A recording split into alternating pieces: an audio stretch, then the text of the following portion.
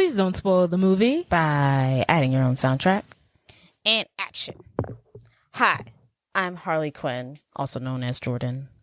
Hi, my name is Karen Filippelli. Karen Filippelli. From The Office? Yes. Why'd you say it like that? Because she's Italian.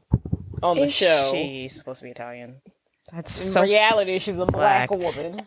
It's astonishing how long in her acting career it took me to discover that she was a black woman. I think it took everybody that long. It took everybody years to know that she is a black person. Woman. I think I was like almost done with Parks and Rec. And I was like, oh, she black. They must have said something. I was like, oh, this lady's black. But I think I was just discovering at the same time with the rest of the world. I think I was watching, what's that show called? Black. I don't want to say The Blackening. That spinoff of Blackish? That was on Netflix? No? It's not a spinoff of Blackish. But like, it was on Netflix. It's like... Dear White People. Oh, Dear White People. I was watching Dear White People. And the main character, she was half black. Mm-hmm. And her roommate was like, yeah, but you're like a Tracee Ellis Ross half black, not a Rashida Jones half black. And I was like, Rashida Jones is half black? Right. Right, because I always forget that Tracee Ellis Ross is half black. I know, right? You just think she's all black. That's actually a really good analogy. That's hilarious. Yeah, it was a great one. Well, how have you been, love? Pretty well. All over the place. I was gonna say pretty good, but I've seen better days. I've seen better days, dear Lord. We won't get into it. Maybe another day. Yeah. Well, happy Easter. Today's Easter Sunday. Today's the day that the Lord has risen. Go on and... Today is the day that the Lord has risen. Just don't the song. Even. Yeah. Give it up. It's okay. Have you anything to tell us? Do you want to share with the class? I'm not trying to plug you anything. I have something to share with the class? I just didn't know where to go. Watch any movies lately? I have. Ooh, what'd you watch? Have you seen Quiet on Set? Oh, yes. You did? Yeah, I watched it. Not you mad at watch it. Hell yeah, girl.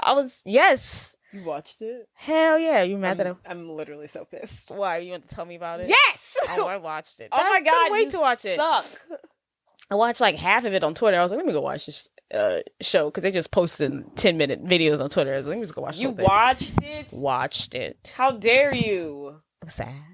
Oh my God. Now how are we even supposed to talk about it if we've both seen it? What was your most shocking moment from the video? Girl. From the series? It was a 4-parter. Yeah, I think they said they're going to do one more. Oh, really? I think they said they were going to release a 5-part, like one more part. What could the 5th part possibly be? I think it's more Josh. Oh. Yes. I just thought... I think they did it so well. They told the story so well from the beginning to the end, to where we are today, to how it started. And I could not believe, as it was, airing or whatever, and they were just showing all of the original people and all that. I was like, oh my God, I remember her. Yes. I remember him. Oh my God, nostalgia. Oh my goodness, I remember them. When they were talking about the scenes, I was like, I can't believe I remember the little pickle boy guy. I was like, yes. When they showed him, I was like, oh my God, I do remember that. Yeah. It's actually really annoying to me that you watch this because now I can't recant any of this story. Oh, I've seen it. Yeah. This is really frustrating. You're going to retell me the whole 4-part series? I was going to tell you the most shocking stuff. The stuff about Pickle Boy. I was going to tell you the stuff about Drake. I was going to tell you about the stuff about the production assistant. I thought this series was going to be more about Dan Harmon. Snyder. There's another guy. Who is Dan Harmon? The creative Rick and Morty. Oh.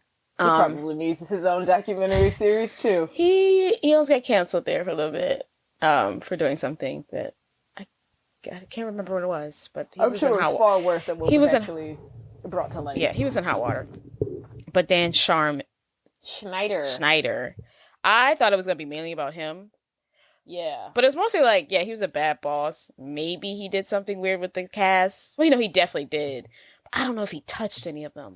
I want somebody to tell me. And you know what prompted me? Well, I was going to watch it, but what prompted me to really watch it is because I thought what I was seeing on Twitter. It's not matching up what you thought. Well, I saw somewhere on Twitter, they were saying Amanda Bynes had gotten pregnant when she was 16.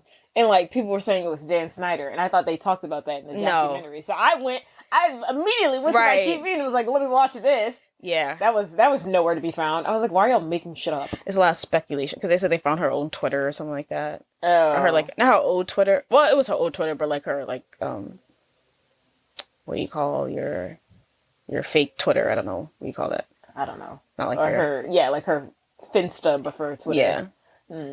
But I thought it was going to be, I mean, yeah, he was a bad boss and he was taking weird videos of them, obviously for creepers on mine. I don't think we should, he did some pretty shitty things. Yeah. Like when the two female writers were talking, and the girl said that he said, you should tell this story while you're being sodomized. I was like, what is going on? I needed to be in that room because I don't even understand what is going on, how we all what? No one stopped this? Like, how's that funny? That's the environment he created. Yeah, that was crazy. So... But I just thought it was going to be him with them kids. I wasn't even thinking about, like, how he's treating the writers. I just thought they're going to talk about... I don't know, I just thought he was the one. I never even thought there was other people on the production team or whatever the hell you call it that was actually sexually assaulted. It really pulled behind the curtain. Yes. But I mean, his day was coming. Like, his reckoning was coming. Yeah. Like, people had been talking about how weird he was on Twitter since, like, 2015. Oh, my God, those videos. And whenever they and they would always bring something up about the feet.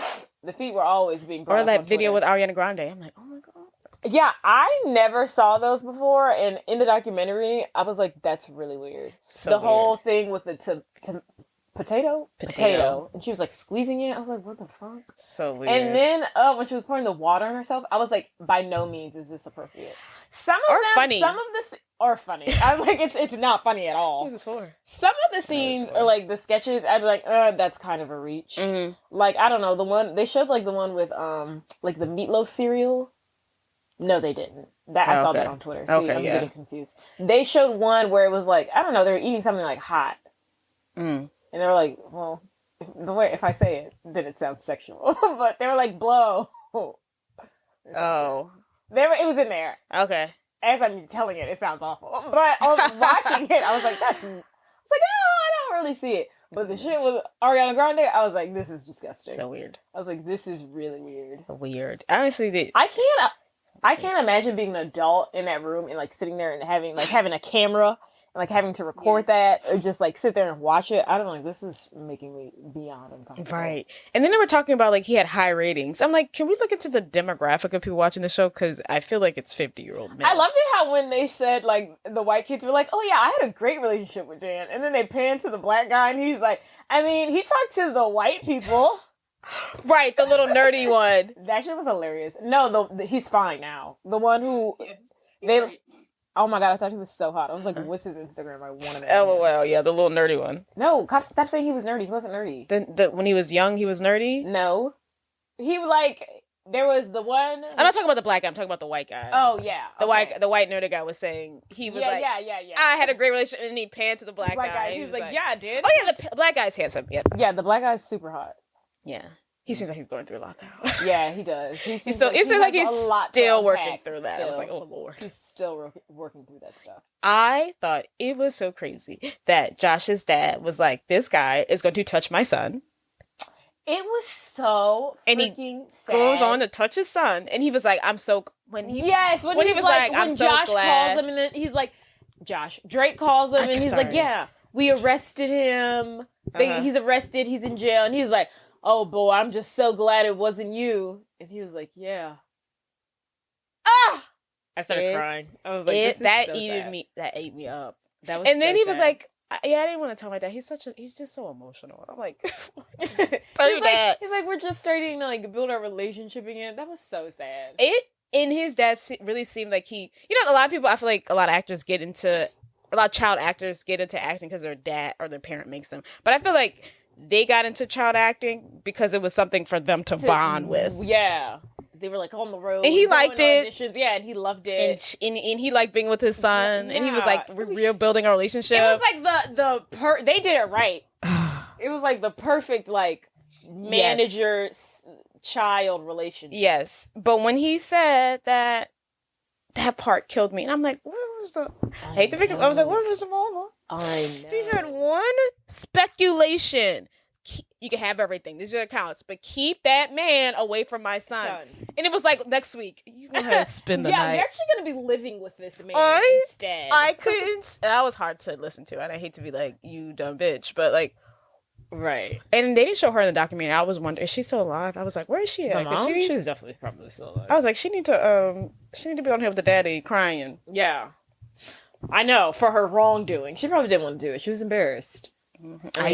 I listened to the audiobook of I'm glad my mom died. That's what I need to do. Cause Jeanette McCurry. I'll never finish it if I read it on my own. It was good. I bet it would. I bet it is. It was good. I'll have to. It was really, she was like, as I was reading, I was like, oh, this girl really does not like acting.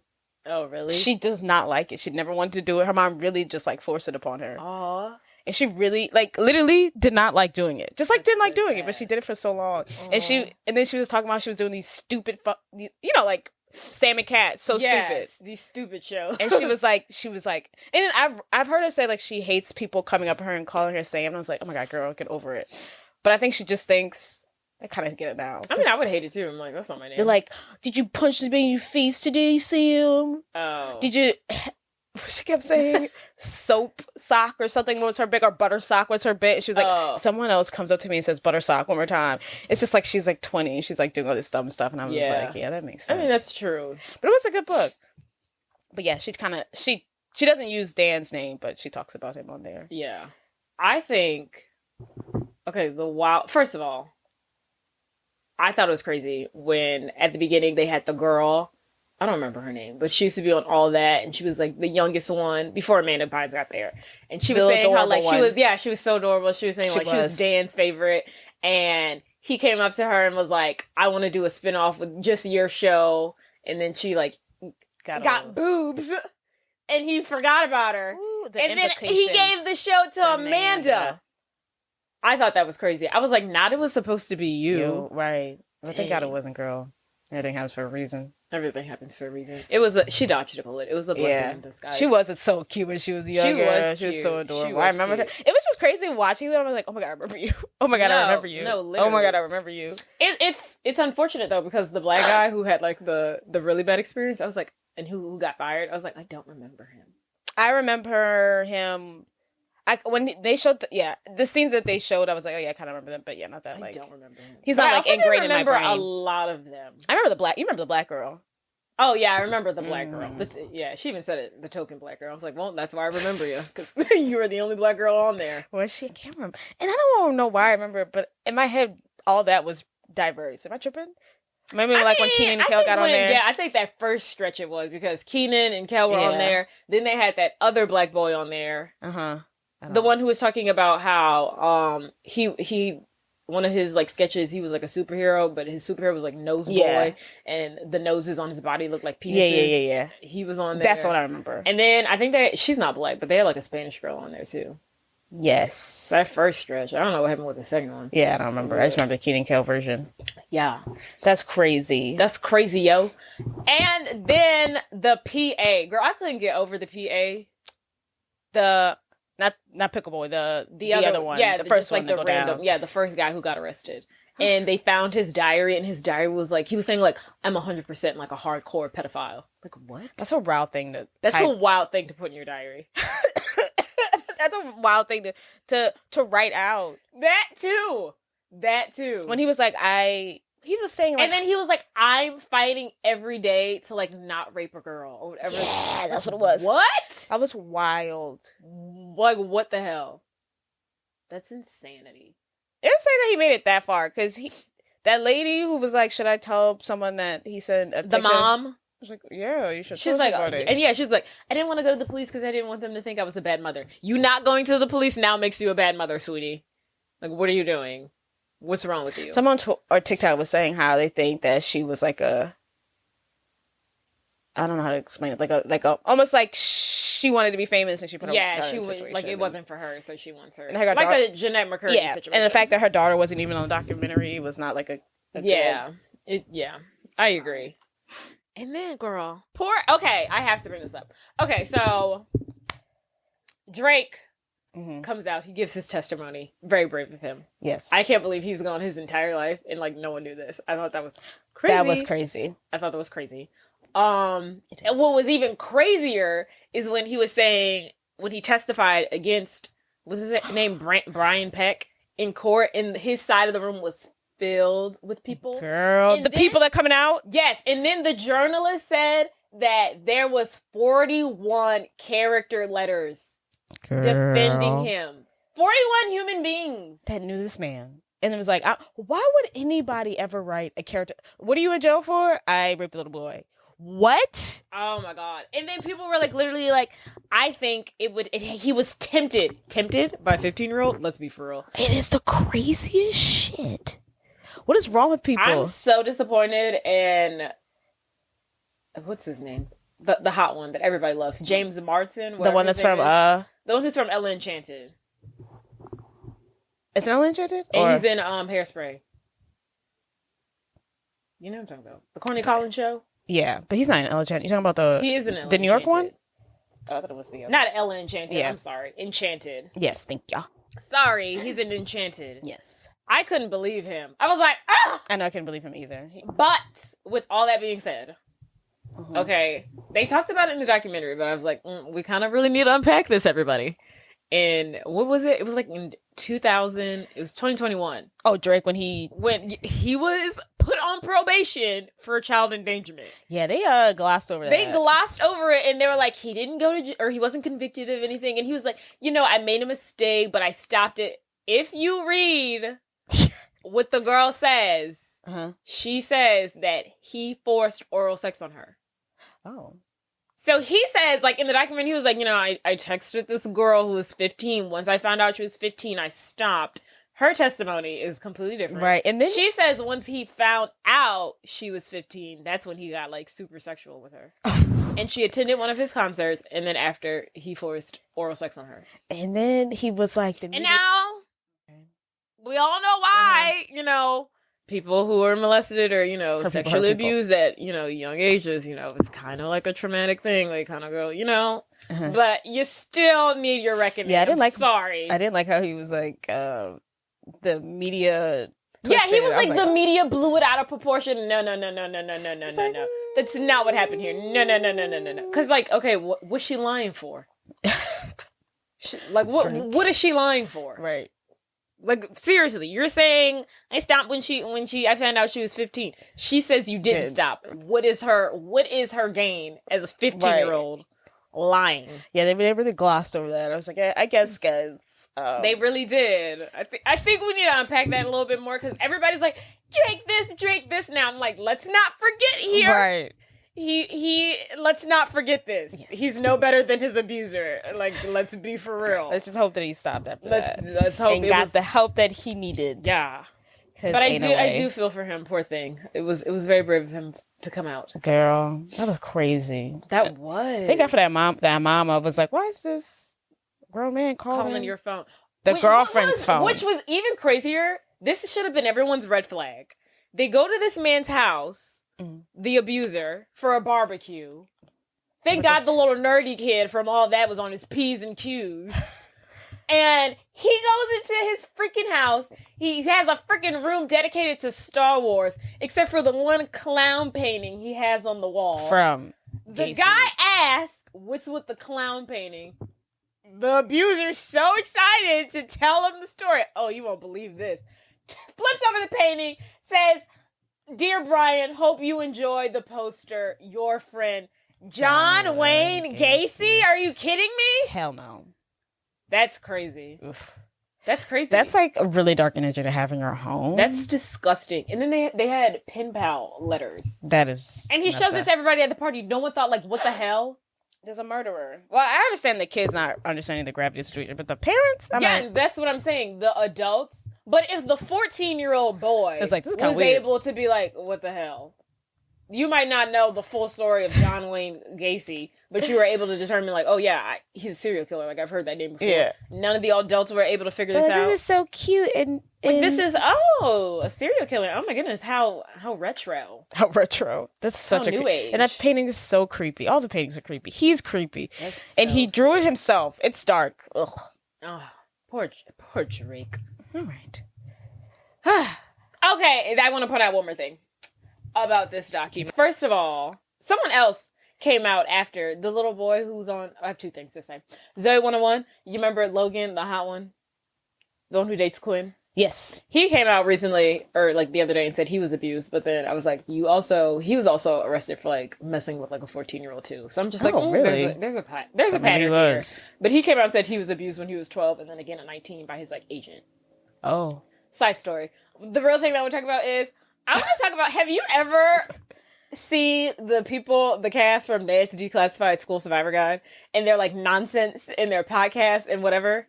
So when the documentary came out, Quiet on Set, they went on their like TikTok live, and they're like, "Well, that never happened on our set." And then he made like an innuendo joke. He was talking to like I don't even know the black guy's name, Daniel. The main guy on the show was talking like Daniel on his live, and he was like, "Give me your holes," or something like that. He made like a weird like pervy joke. And, like, everybody was like, what the fuck are y'all doing? Like, why are y'all being such dicks? And then, like, Drake said something, like, he tweeted at them. And then, of course, they went on this, like, apology tour, right? And I was just like, how dare you? Okay? Yeah, he was wild for that. Y'all think y'all are all high and mighty. It didn't happen on our set. Y'all were too busy fucking each other. Yeah, y'all were very hypersexual over there. Yeah. Your own things going on. You're like, y'all were too inappropriate. busy. Y'all were too busy to get abused because y'all were too busy fucking each other. Like, what's wrong with y'all? Yeah. They was wild for that. They were wild for that. And then y'all's freaking TV show wasn't all sun roses and daisies, okay? Because you know what sunflowers, whatever. You know what else? What I want to point out on that show, on this Declassified, when the show opens with like the theme song or whatever it was, and they're like, you know how he talks and he's like, we're surviving and bullies and gross school lunches. When they talk about like the gross school luncheons, it pans to the cafeteria. And you want to know what's on the menu in the cafeteria, Jordan? What? Bare ass, okay? They're serving bare ass in the cafeteria. Bare, like actually. A butt is served for their lunch. It's weird. Okay? Y'all talk about, we never worked with Dan Snyder and we never had that weird stuff. No, you did. Because your lunch was a bare ass booty. Okay. That gross school lunches, it was a human's ass. Okay? Is that not insane? That's crazy. That's disgusting. What's going on at Nickelodeon? Yeah, it's all across the board. It's not like, just Dan. It's all of you people. Hyperosexual. What's going on? I'll Google. Let me show you, Jordan. You don't have to. Fine. It's crazy to me. So, down with those three. I'm really. Yeah, they was down bad for that. I don't know why they thought that was so funny. That was crazy. It's crazy. Yeah, I saw a clip of it, and I was like, not y'all laughing about the show. Yeah. It's not funny. Who do they think they are? It's not fun, but it's really not funny. It's not funny at all. Even like you thought you were hot shit. Like, why'd you think that was funny? That never happened on our show. Let me make a pervert joke. But yeah, you could say like, yeah, luckily that never happened on our show. Yeah, you can be a douche and say it never happened on our show, but then you continue to be like, oh, let me make a weird joke. Yeah, it was like it never happened on our show. Like it was a funny thing. Yeah, like didn't happen on us. Sorry, it's weird. What hole did y'all crawl out of? Maybe it's time for y'all to go back. All right. Do you want to tell about the movie we're doing today? You don't have anything else to talk about? I'll talk about it later. Think bars. Think hot young women. Think I want to be a superstar, so I moved to the big city. Superstar. Think I'm a small town girl. Think hot guys with Australian accents. Think a young Tyra Banks. Yeah. Think leather pants. Think this bar is not up to code and they don't serve water. We should all be in prison right now. Think cult classic. Think iconic song at the end that really brings the whole film together. Okay. Think very, very, very overbearing and very protective father. Yes. And that brings us to, drum roll please,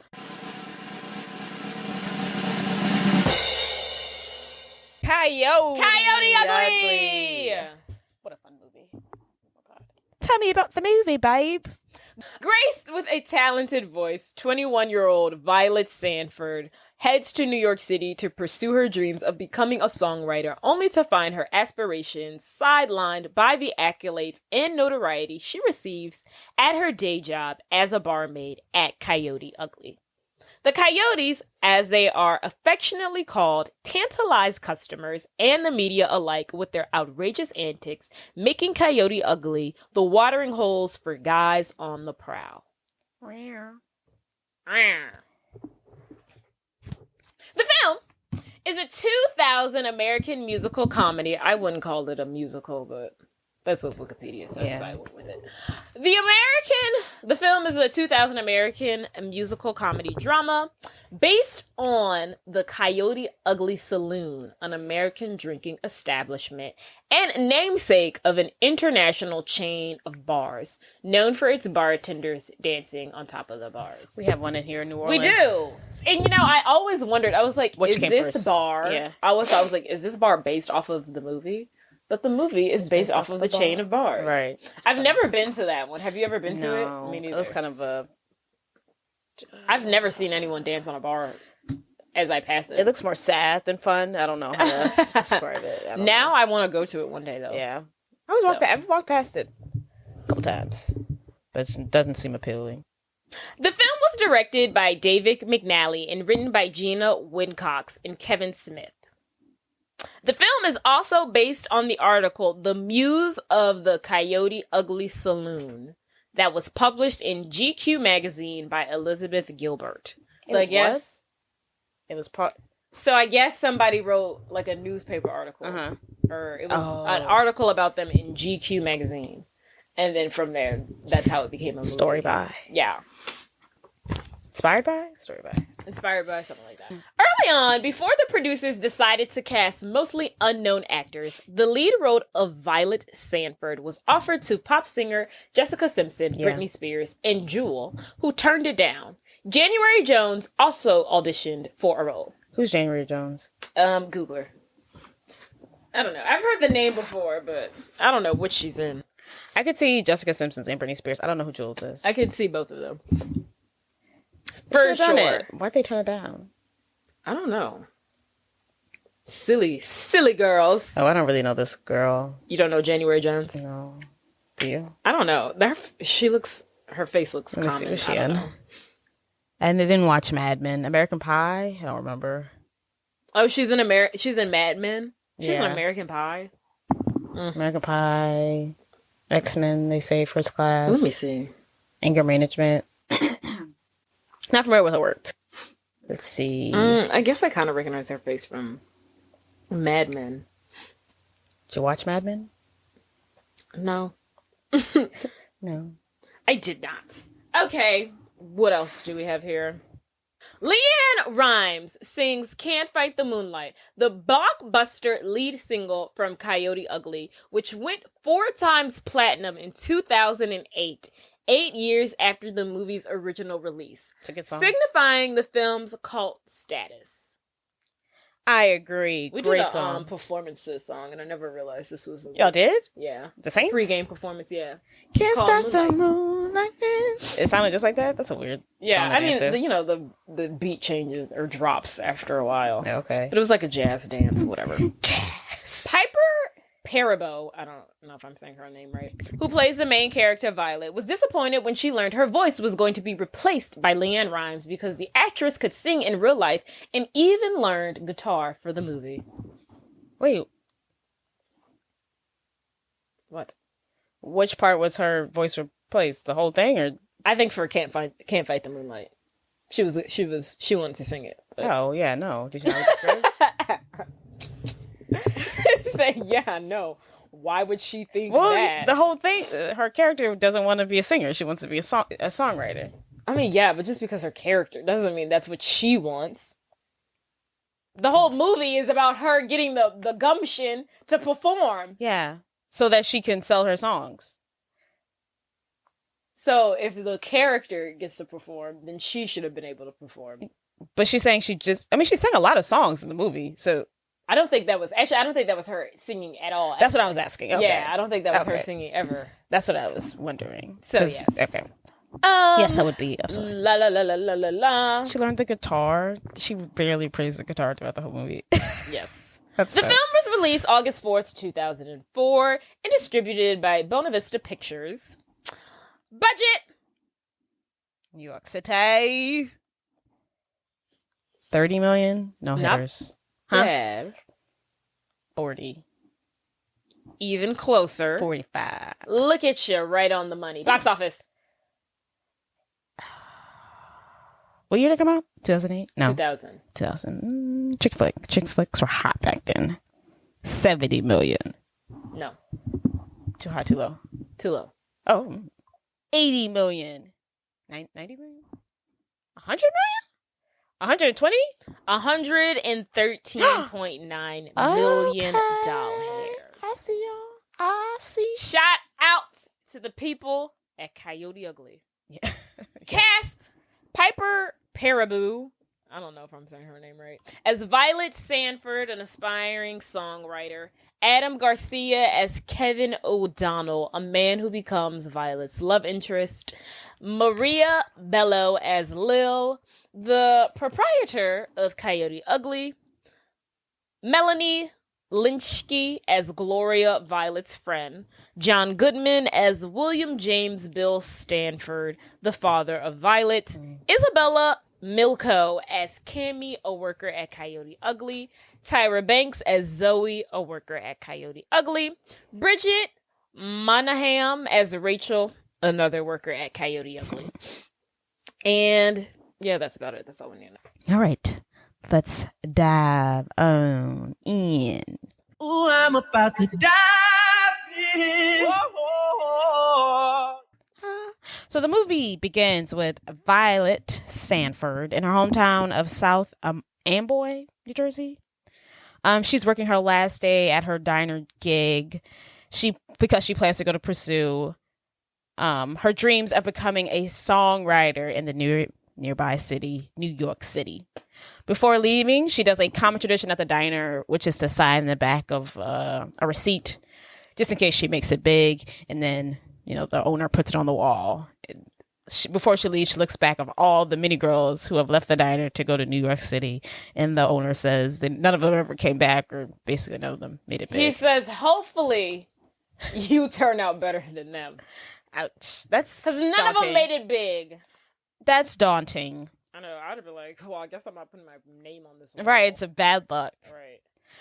So that night, Violet attends a going away party for herself at a bar. We see a whole group of people. She seems to have a lot of friends. A whole group of people get on stage. They sing. I forgot what they sing. Oh, I Will Survive. I will survive. Hey, hey. And then here, for the first time, we meet her best friend, Gloria, who is a older looking woman. I don't think they are the same age. And it really bothers me. But they're supposed to be. I don't know. Do you think? Not in reality, no. I think she looks so much older than her. She does. In real life, I'm certain they're not the same age. I know, but it bothers me. I don't know. I'm like, that's her mom. I'm just glad they didn't. Well, she's supposed to be, I guess, the unattractive, lesser best friend. So I guess that's why she looks older. Damn. I mean, blame Hollywood, not me. So the next morning, Violet is at home with her father, Bill, and Bill lives by himself. His wife has passed away, Violet's mother. And we get the sense that Violet takes care of Bill, her father, and his health. He's useless. Without her. Useless without her. He doesn't want her to go to New York City. He is telling her, oh, look, another murder happened in NYC. You should go. 4 people dead in New York City. Don't go. But, she's got her mind made up. I'm keeping my baby. Before she goes, she reminds her dad to eat healthy, take her vitamins. I thought he was going to die of a heart attack, but he doesn't. I know. That's what I thought. When they went to the hospital, I was like, oh, he clearly had a heart attack. He was hit by a freaking car. Yeah, they've been building up for him to have a heart attack. No heart attack. It's so stupid. And I hadn't seen the movie. When I was typing his notes, I was like, let me put this down because I know he's going to have a heart attack. Stupid. Doesn't happen. Could have left that part out. Doesn't happen. But before she goes, she asks her dad for his approval. He gives her a tiny bit of approval. He tells her, I'm not going to wish you luck. or something. Yeah. I forgot. And then we learned for the first time that her mom also had the same big dream of going to New York and making it big. And he was saying, your mom couldn't do it. Basically, I don't think you can do it. Right. Or doesn't want her to, get her hopes up and crash and burn. So she leaves. Her dad wishes her a little good luck. He's like, I'm not happy about this, but, good luck. And then Gloria drives her to her new shitty apartment in New York City. Gloria walks into the apartment, looks very concerned. It looks awful. And everything's red. Is everything red? It just looks dark. Yeah, it just looks so dark and depressing. Dingy. And Gloria gives her like a wad of cash, and she's like, here, I have a feeling you're going to need this at some point. Look at the shithole that you're in. Yes. And reluctantly, Violet takes it. What a good friend. I know, she is a really good friend. Yeah, ever had any desire to live in New York City? I don't get it. Me? Yeah. No, I would do LA before I'd ever do New York City. Yes. Hell no. I just don't understand how people can do it. I'd feel trapped. I'd feel sad. Something about New York just makes me feel very insignificant. Yeah. I don't like that. I don't like that either. I like to feel important. Yeah. It makes you feel, it's just so sad. I was talking to this girl who's like trying out on the team this year, and she said she lived in New York for 10 years, and I was like, oh my God. 10 years? Yeah, 10 years. And she was like, it was cool when I was like 21. Like, I was like, yeah, let me go up and walk 7 blocks to the subway and go to this brunch and go to Harlem and go to Manhattan and in the Bronx. She's like, at 33, she's like, hell no, I ain't doing that shit no more. She's like, can't. Right. Like, you gotta, there's no washer and dryer in my apartment. I have to walk to the grocery store and then walk that shit back. Yeah. And I was like, yeah, I can't. I always wonder how old people stay in New York City. I think it's easy when you have money. Like you can, anything is. Yeah, right. You can like order your stuff and have it delivered and stuff. If you're living paycheck to paycheck, I don't know how people do it. I don't know how people do it. And then it's like so sad. And your apartment's the size of a shoe. But that's their life. That's all they know. Just like this is all we know, I guess. Money. Life. Also, Violet has settled into her apartment. She's looking very hopeful and she's very excited. So the next day, she's hitting the pavement. She's going to recording studio to recording studio. Hey, can I give you my demo so someone here can check it out? Everyone's like, how did you get through the front door? Like, how did you make it up to me? The receptionists are like, no, honey, that's not how this works. Please exit stage right. And she's going to everybody. Everybody. And they're all telling her no. In true New York fashion, they're telling her to fuck off. Yes. So that night, Violet goes to a bar. I guess just to get it's like that. I don't know. A diner. No, the bar. She meets Kevin for this. A club bar. Okay, yeah. The club bar. So she goes there. She sits at the bar. She talks to the bartender. Hey, do you happen to know anyone here I can give my demo tape to? I'm an aspiring songwriter. And then the bartender's like, dude, I'm a bartender. That's how I felt when that guy came up to me and asked me, like, can you give me, like, DJ opportunities in the city? I was like, dude, I'm a cheerleader. Like, I don't have any kind of pull. Like, what are you asking me for? Look, it doesn't hurt to ask, man. People know people. It bothered me. Like, the question really annoyed me. Like, how dare you? How dare you? Ask me a stupid question. Now, how dare you think I'm important? If you need a friend to take cheerleading lessons, I can put you that direction. How dare you think I'm important? Get out of here. So the bartender jokingly points out his friend, Kevin O'Donnell. He calls him Mr. O'Donnell. She sees him like walking around at the bar. He's like schmoozing it up with everybody. Kissing the girls. He's like kissing the girls, saying hey to everybody. And then she turns to the bartender and she's like, well, who's he? And then he's like, oh, that's Mr. O'Donnell. He's in charge of booking all the talent and performances here at the club and everything. And he's like, that's the guy you want to talk to. And she's like, okay, bet. We learn he's a cook. And then he goes back into the kitchen and he's a freaking line cook. Yeah. Why were you out here talking to people? Girl, why were you not flipping burgers? I think he just got to work, and before he went to the back, he was just like, is that what it was? Yeah. I'm thinking he's in the middle of his shift. I think he just got and there. And he's like, I'm taking a break. Hey, Jess. Hey, Kevin. Hey, Donald. Hey, Britt. Right. I'm thinking he's like saying hey to everybody. No, I think he in just the middle got of like flipping a burger. But also like, what kind of? It doesn't seem like this bar place serves food. Whatever. Yeah.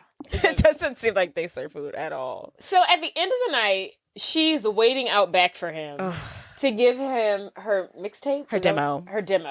And so on a cassette. And so he Very comes retro. out with like everybody, His like the crew was bartenders, posse. like a couple girls, which kind of makes him look a little bit important as he's leaving. The nigga just got friends. Right.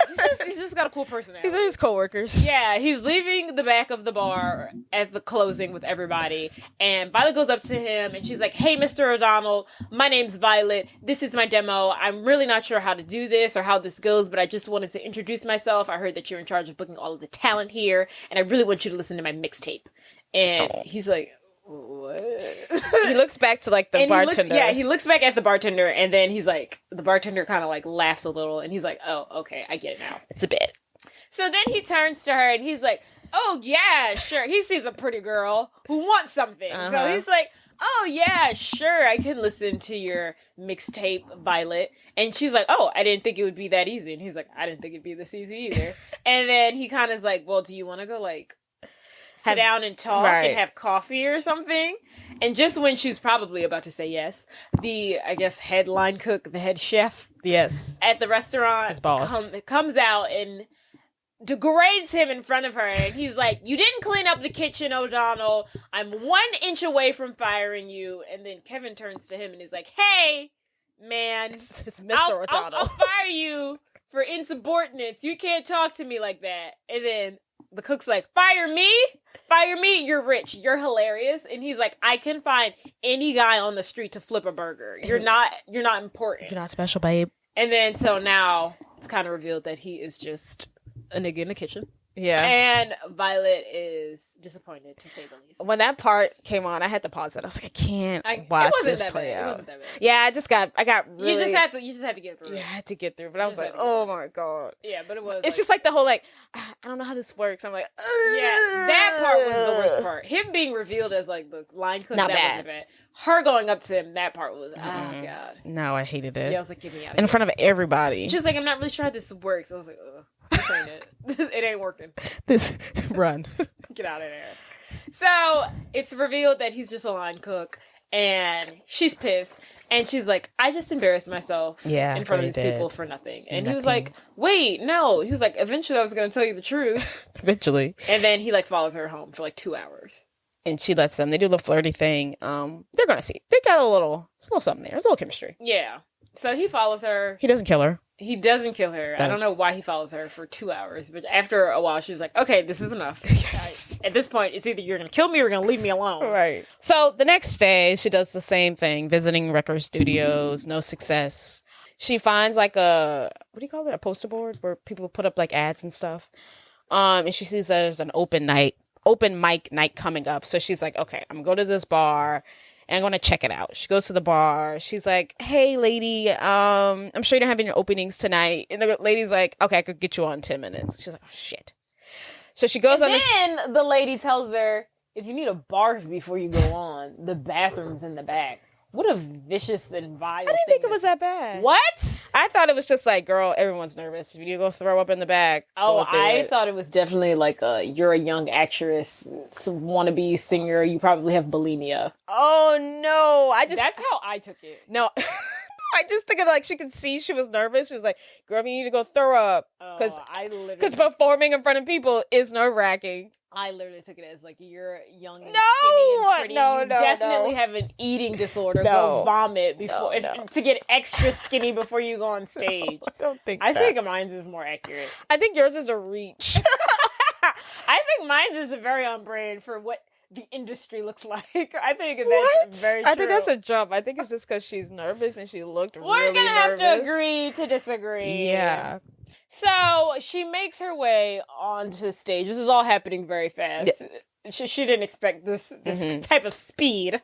So she makes her way on stage. It's her time to go up. I don't even know why she decided to do this, because she has a fear of performing. Have we said that? No, she hasn't really. We're finding out now. Oh, here now. Okay. Here and now. What? We're actually finding out right now. Keep going. Proceed. So she makes it on stage. There's these two douchebags in the crowd that are like heckling her. And after like, moment of pause, she's just like, "I'm sorry, I can't do this." And she runs off stage. She doesn't even make it far. I mean, you can tell by it's only like 30 minutes into the movie. You can tell she's a little nervous little girl. Yes. So Violet returns home after a troubling day, and she sees that her door is cracked. She walks inside, and she sees that her home has been burglarized. It has? Yeah, she was robbed. Oh, I missed that. She goes to look into the freezer where Gloria put the emergency stash money. It's gone. So she's down on her luck, honey. Oh, I totally missed it. She's been robbed. Where was I? I don't know. You must have looked down for 5 seconds. So, after that, with only a few dollars in her pocket, she goes to like an all-night diner. She speaks to the waiter, and she's like, "Hey, how much is that piece of pie?" And she like pulls out the last 2 bills that she has, and he notices that she's clearly poor. He's like, "You know what? It's on the house. It's on the house." Very nice guy. Very sweet. And then over to the right of her, she sees 3 hot girls, Cammie, Rachel, Zoe. And they're flaunting the fact that they just made hundreds of dollars in one night. $300 each that night. And they're turning up. They're dancing. They're cute. Like dancing. They're being confident. Really loud. It's like 4 a.m. Hey, they're being really loud. They're very confident. Tyra Banks gets up. She starts shaking her bum because some song's playing. The other one's like showing off her ass tat that she got of her boyfriend's name. The other one's just like gorgeously hot. Yeah. And well, they're all gorgeously hot. But the other one's just like gorgeously hot, mean and bitchy. Yeah. My favorite type of woman. Yes. And they just seem so cool. And Violet is enamored by them. Mm-hmm. And I guess she goes to the guy who offered her the free pie, and he's like, she asked him about them. And he's like, "Oh, well, they kind of have to be here this early, in their line of work." And then she's like, "Are they hookers?" And he's like, "No, they're coyotes." And she doesn't know what that is. Yes. But then she overhears a conversation that they're having, and it is revealed that Tyra Banks' character will be leaving the Coyote Ugly bar because she's going off to law school. Work girl. This is my version of Tyra Banks that I like to keep. Yeah, not the America's Next Top Model version. Not the one who terrorized innocent young women in their formative years. This is stop right here, Tyra. Right. Before she had America's Next Top Model.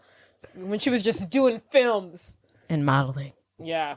Just being fun. So she overhears this, and she sees this as an opportunity for her to get a job. Hell yeah. So the next day, she finds a bar, the Coyote bar that the girls appear to be working at. She walks around looking for the owner. Some girl calls her down. And Lil introduced herself to Violet as the owner. Lil thinks that Violet is just another sweet country girl that came to the big city looking to accomplish her dream, as they all are. And Lil is, first of all, I don't like Lil. I love hate Lil. I knew you were gonna say that. I knew you were gonna like her. I knew it. I knew it. She's the freaking worst. I feel like sucks. I feel like if she likes you, she's gonna be loyal to you for the rest of your life. Yeah, but who does she like? Nobody. The girls that work for her. Yeah, she likes the 3 girls that work for her. And the bouncer. Anywho, so she introduces herself to Lil. Lil's like, "Well, let me look at you." And she looks at her. She looks at her wrists. She's like, "Where'd you get that scar?" Well, I guess she's trying to see if she's a junkie or not. Oh, is that what it is? Yeah, she's like, "Do you do drugs? Are you a drink?" She's like, "Where are you from?" She's like, "Let me guess, Whitewater, Wisconsin." And she's like, "No, Hoboken, New Jersey." Same thing, Lil says. She's not from Hoboken, New Jersey. Violet has enough. What? She's not from Hoboken, New Jersey. I know. I don't know where in New Jersey she's from. I just guessed. South of Boy, New Jersey, whatever. And then at this point, Violet's had enough. "Look, are you really the owner? Because I've had a rough couple of days, and so the last thing I need is some waitress on a power trip wasting my time." You start Friday night. Be there at 11. That's when we get busy. Lil's a little impressed. Okay, and she's like, "Okay, you start tomorrow."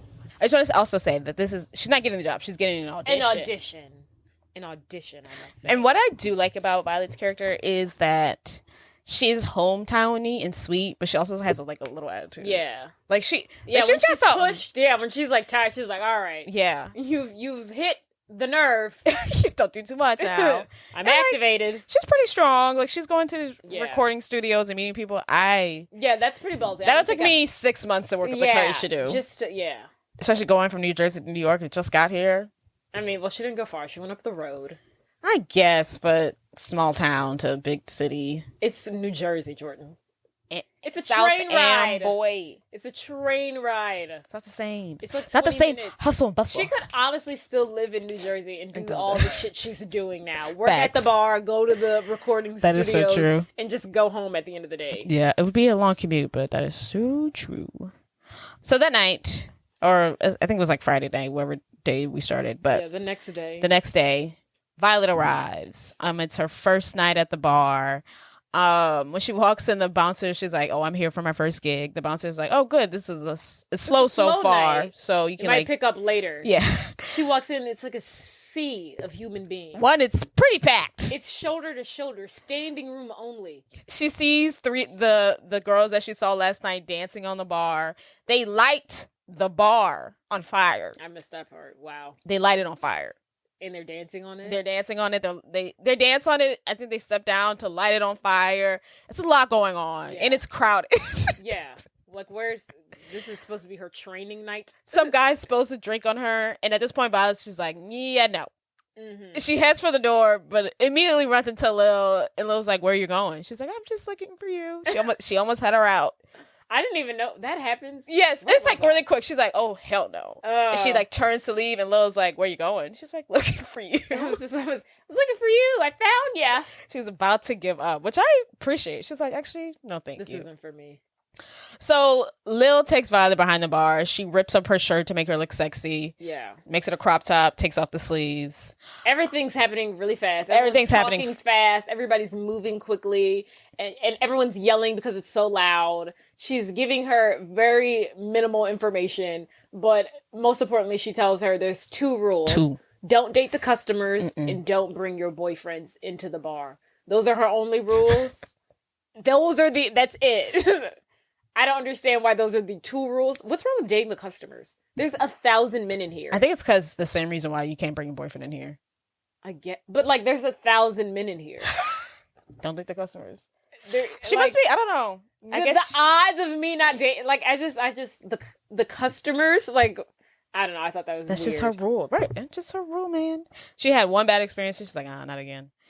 And then Lil tells her that she will now go at the bar as Jersey, and her backstory is that she was a nun and she left the nunnery not too long ago and came straight here or something like that. Yes, everyone's got a little backstory. Then one of the girls that she saw at the diner, the blonde-haired girl, Kami, yeah, she introduces herself. She's a ditzy blonde. She's the tease. The Russian tease. The Russian tease. That's her claim to fame. Then you got, what's the other one? Rachel. What's the brunette? Rachel. She's the New York bitch. But she actually is a bitch. She actually is a bitch, and Jersey is the Jersey nun. Yes. We don't get to hear Tyra Banks' backstory. She's already gone. Oh, no, she's still there. She's there. Yeah, she's still there, right. I guess because she's black. I want to see all the scenes they cut out from her, because I feel like there was a lot of scenes. She's probably heavily in this movie. Yes. They cut her out. I didn't realize that she's literally in this movie next to None. Yeah. Well, see, which I didn't mind her being in the movie next to None, but if they were going to have her in that bar the same night Violet started, they should have did her background. Yeah, they should have. And I also never realize that Violet was taking her place. Right. I never realized that. Yeah. So yeah, there's a lot going on. She's introduced to the other bartenders. She's also introduced to the rules of one guy. I mean, don't date any of the guys. Don't bring your boyfriend. And Rachel's being a real bitch to her. Yes. So the bar is busy. Violet's not keeping up. People are ordering her shots. She's drinking them. You're not supposed to. She doesn't know how to make anything. She looks crazy. You're not supposed to give water to the customers, apparently. Of course, hell she didn't know H2O. that. The bar also doesn't serve anything besides like Jack and Coke, tequila, vodka, and like beer. Yeah, you can't ask for a margarita. It is a college dive bar, but for I wouldn't adults. even say college. Like it's a dive bar for old men. It's 25 and up. But I feel like that some dive bars, they know how to make some drinks, but when you go to a college bar, it's just like, yeah, vodka and what do you want mixed with the vodka? Vodka and soda is all I can give you. But that's all you really know in college. You don't know no special. And that's all you need, like right? But yes, so we see for the first time a customer order H2O. Everyone at the bar screams, "Hell no, H2O!" And they squirt the guy with like a nozzle of water, and the crowd goes wild. At this point, a popular song comes on. All the girls get on the bar to dance. They do like a little country, like a hoedown thing. Lil's excited. She tells Violet, "Get up there, girl. Sink or swim. Get up there, Jersey." Get up there, Jersey." And Violet's like, No. Lil, I can't, do that dance. I don't Like, know that dance. They're literally doing like a grade level, like, hoedown, like something that you would see at like a hoedown competition. Like, why, at what point did she think she was going to get up and be able to do that? It's like choreo. It is choreo. This is something they've rehearsed. I think she just wanted to get on the bar. And she's like, sink or swim, get up there. Sink or swim, baby. No! Violet's like, I can't do that. I don't know that dance. And she's like, okay. She gives her bag. She gives her, like, her money for the day. And she's like, okay, thanks. Thanks for coming in today. And she's like, what? You're firing me? And she was like, I told you this was an audition. You gotta go. You gotta get out of here. Ouch. Lil is such a bitch. I hate her. Like, why did you think she was going to be able to... This is day one. Why did you think she was going to be able to get up there? But I think if you can't get on the bar just to do a little dance, it wasn't... But the thing is, it wasn't just a little dance. Right. But I don't think she had... I don't think she had to learn the move. She just had to get up on that bar and dance around and look sexy. Well, I don't blame Violet for telling her no. There needs to be boundaries. You need to train me. How about that's great. Go to another bar. Okay, whatever. Go to Piccadilly's. Okay? So, as she's making her way out with her stuff, she bumps into these two gentlemen that are having a scuffle. And it seems like it's about to be a bar fight momentarily. But Violet says, hey, what's the issue here, men? And she tells them, look, I got $10 in my pocket. You can either continue this fight or you can buy these two pretty girls some drinks at the bar. What's it going to be? She tells these two gentlemen that are about to fight, and they're like, okay, we'll go to the bar. We'll buy these chicks some drinks. A drink. Half a drink. Whatever. In today's time. Yeah, no, I'm just saying, like $10. Yeah. And I was like, what is that, a beer? Half of a beer? Yeah, whatever. Back then, I guess. So Lil sees all of this. She jumps down, goes up to Violet, and she's like, where'd you pull that out of? And she's like, I don't know. I've worked at a pizzeria all my life, I've seen some fights, okay? And then so Lil invites her to come back. She's like, you get a second audition. You got to meet with my fashion consultant first because your wardrobe needs some changing. Needs some sluttiness. And she's like, look, you can come back tomorrow, but I'd be surprised you last past 2 days. She tells her. Yeah. Such a bitch. She don't have to work there. She says all of it with a smile. She's like, I'd be surprised if you last 2 days. Then why do you want me? Why are you trying to hire me then? If you don't think I'll last, why are you wasting your time? What if I had a problem? She could have... The door's that way. She ain't got to come back. She's a hater. I do not like her. Don't feel so big personalized. I do. She's the worst. I hate women like her. I really do. They think they can just boss everybody around and terrorize them and make them feel small and little. But you offer no help. You offer no help. You're just as mean. Do you run into these people often? You're just a mean person. Yes, I hate bitches like her. She's the worst. Oh my God. Oh, so it sounds like you're projecting? tapping into something real here. I am. Because maybe she's just a fun character. So the next morning, Violet checks in her father. She asks him if he's eating healthy, which has nothing to do with the plot because I thought he was going to die of a heart attack. I noted here that he says he's eating healthy, but he's at home eating a bucket of chicken. KFC to be exact. Nothing to do with the plot. He asks her how the whole songwriter thing is going, and then Violet remembers, oh yeah, Kevin still has my demo tape. She's got 1,000 of them. I don't know why she needs this one back. But she gets on the phone with her dad, and she heads to the bar or the restaurant or the whatever it is that Kevin works, and she's like, give me my tape back. Kevin's like, okay, here you go. And then he makes a comment. He's like, I like your songs. And she's like, did you really write all of those songs? And she's like, yeah, I'm a songwriter. I don't think she said that. She's like, you listened to it? Oh, yeah. He's like, no. And he starts singing some of the songs. She's like, oh, laugh it up. I'm one big freaking joke, aren't I? But he's like, no, I really like your music. And what does he say? I guess he's like, how do I see you again? Yeah, how do I see you again? This is the part that really annoyed me. Why? And she's like, I'm a coyote. But you've been here for 2 days and you're not even officially hired yet. It's her future. You really don't even have the job. She doesn't really. She says it with the utmost confidence. She's like, how do I see you again? She's like, I'm a coyote. I'm like, no, you're not. Take it easy, because you're really not. This is what she wants. She's gonna get it. And he's like, well, what does that mean? And she's like, you'll have to figure it out. You don't even know what it means. It's on my second shift. But you got to come in 2 days or so because I might not have the job anymore. So make quick. So Violet next goes to the store. Not the store. What do you call it? Store where you buy clothes. What? The shopping mall? The shopping place. A mall. To wait for her fashion coordinator to arrive. In comes Cammy, who's the blonde-headed one. And she's like, "Oh, you're my fashion coordinator?" She's like, "Oh yeah, I love to shop." So we're basically giving Violet a new look. There's a fashion montage. We get a fashion montage. We love those. I love them. They're trying on the sluttiest outfits, and I love it. And they're all very cute. I love the fashion in this movie. Yeah, it's fun. It's very cute. And I'd wear all the things that they have on their body. Every outfit. Yes. If I can fit it. And we put Violet into something a little skimpy, a little Texas-y. So it's really good. So now it's that night. It's back at her second audition at Coyote Ugly. She's still not really getting it.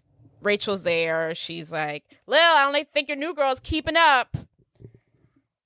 It's not looking good for her. Rachel, to fuck with Violet, sees that someone orders water, and she's like, Violet, you know what happens when someone orders water?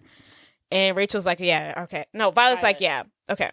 So she gets on the megaphone that they have. Says this guy ordered water. She takes out the hose and sprays him with water. Lil sees this. She's like, no, Jersey, this is our fire guy. Fire marshal. You really fucked this up.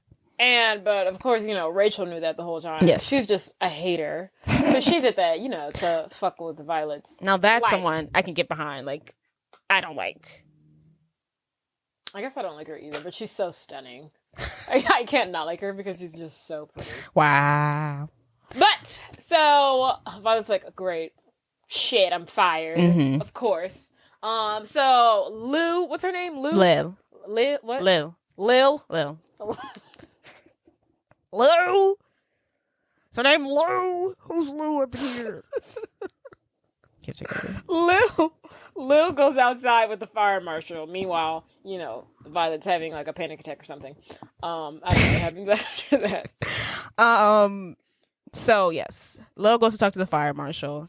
She is told by the fire marshal that he's not going to shut her down, but she has to pay a $250 fine. Oh, yeah, they're over code, so she has to fine $250. And so Lil tells that to Violet, and she's like, you have to find me $250 by the end of the night or you're fired. This lady threatens to fire her, like, left and right. That part wasn't fair. Yeah. I was like, well, just take it out of my tips, then. My tips for the night will be the $250. Right. Also, I'm like, girl, how much money are you making in here? Right. What's $250 to you? Yeah. Why I gotta pay for it? She sucks. She acted when she said it. She acted like she really was like, "If I don't have $250, we're gonna sink or swim." Like the bar, like my bar is gonna close. Yeah, it was really annoying. She's just always testing her. It's like so annoying. It's like, here's another test. This is the last one. Oh my god. So at this point, Kevin turns up to the bar. He's found Coyote Ugly and he's found Violet. And he's like, "Hey, girl." He's like, "So this is what you do." This is what you do. She's like, "Well, might not be for long because I'm about to get fired because I owe this bar $250." And he's like, "Here's $9. That'll get you started." I appreciate it. And then he's like, any way I can help. And then once he says this, she kind of conjures up a plan. And she's like, well, I know how you can help. So then Violet, she gets her megaphone that they have at the bar. And she makes an announcement. She says, ladies, for one night only, we have a bidding starting at $25. And you get this nice young Australian hunk. Talking about Kevin. Yeah. And of course, he's a good looking man. And this is 2000, so of course they make it out to be that women are just so lonely and depressed. Desperate when they're single. And so of course they hear $25 for a fine young Australian man, one night only. The women in the bar go crazy. They're bidding left and right. So $25 here. $50 Also, he's on stage and he is giving. And at this point, the show of his life. He's getting into it, and now he's on stage. He's taking his shirt off.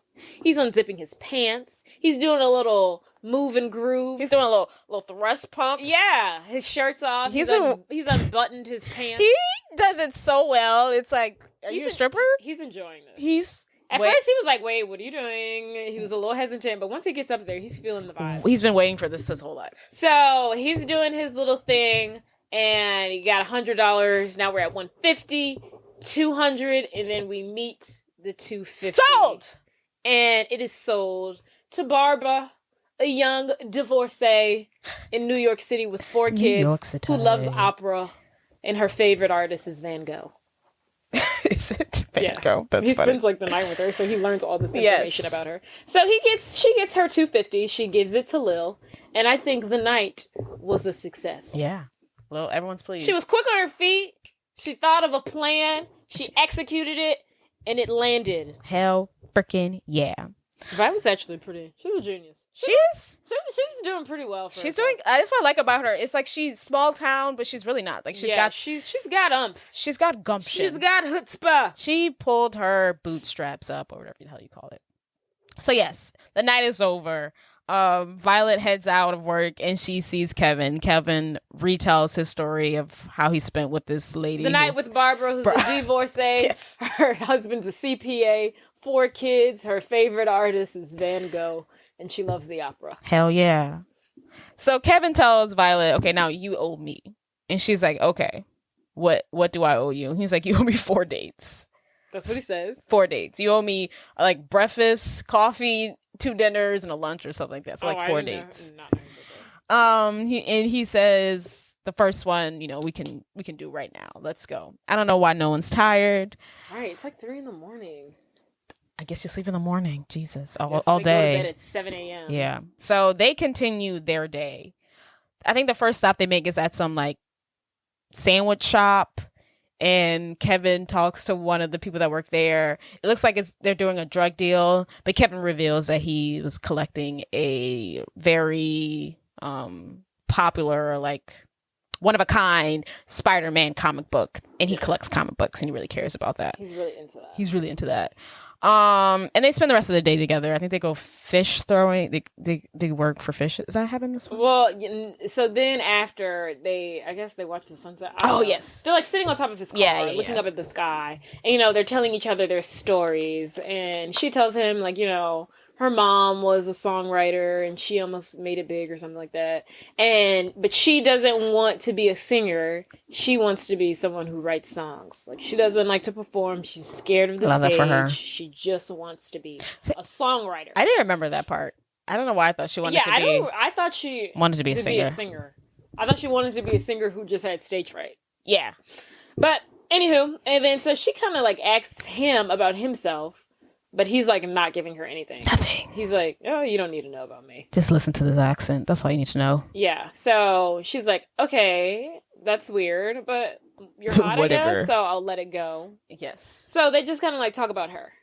And then Kevin said he plans to commit on helping her overcome her stage fright so that she can perform her songs so people can find them and so people gigs. Can hear them. Yeah, because if she doesn't perform them, then no one's going to hear them. Exactly. So yes, they have spent all day and all morning with each other, and after spending the whole day, they finally part ways. Violet goes up to her apartment. Later on, Kevin comes up to give her a kiss, and he goes about his day. This is the first kiss that they share, and it won't be the last. But now we're on 13. So it's night again, and Violet's back at work at the Coyote Ugly. Tonight, extremely packed, busy. The crowd is rowdy. So rowdy, the cops have arrived to shut it down because they think they're over capacity by like 50 people. He tells Lil, wrap it up. It's too much going on here. We see customers climbing over the bar to grab drinks. Fights are breaking out. The girls are trying to do their regular thing on dancing on the bar. It's not working. Cammy gets up there to dance, and then some men grab her feet and start to take her off the bar. It is crazy, dangerous. Chaos. The only person left behind the bar at this point is somehow Violet. I forgot where Rachel goes. Maybe Rachel. She tries to get... Oh, Cammy. Or she tries to break up a fight, or she tries to get Cammy back or whatever. In the sea of men. Yes. So Violet is the only person on behind the bar at this point. She gets up. She tries the old throw ice on them trick. It doesn't work. Someone bumps into the jukebox, and in the background starts playing One Way or Another. I'm gonna find you. I'm gonna get you. Where are you? That song. So Violet uses her wits. She finds a microphone. She turns it on. She puts it to her lips, and she starts to slowly dance and sing along to the song. Because somehow that's the solution to all of this. Yes. I guess it's to distract people. People start to look up at her and they're like, oh, wow. Look at her This go. girl, in the middle of a brawl, Yes. these guys are getting their shit rocked. They're like, oh, she's a beautiful singer. Let's stop what we're doing and listen to her. I love this song. I love this song. So Lil's like, do something. So this is what she does. And the crowd calms the fuck down. And I guess Lil looks at Violet with like dollar signs. He's like, right. Got a new thing. So I guess once the song has concluded, the crowd's gone wild. They love her little performance. Yes. Things are back to order. That night, once the bar is closed and everything, Lil and the bodyguard? The bouncer are giving her praises and her accolades. Huzzah. And so is what's the blonde-headed one? Cammy. But Rachel hating from outside the club. She's like, all she did was sing to a jukebox. I hate her. She's a hater. And then Lil's like, okay, she also saved you from, having to like terrorize. Right. She saved your life. Yeah, she saved your life. She saved all of our lives. She was trying to fight some men. Right. She saved you from like having to fight like 5 guys. Yes. And then Violet gets up and she's just like, yeah, that was so much fun. She's on It won't high. happen again, except I'll do it every single night. Like she's really feeling herself right now. And she's like, I gotta go celebrate. I gotta go pass out, do something. And you go dance. So she... But before she leaves, Lil says, you're officially a coyote. So no more auditioning. She's got the job. Girl, she was still auditioning. It was full time.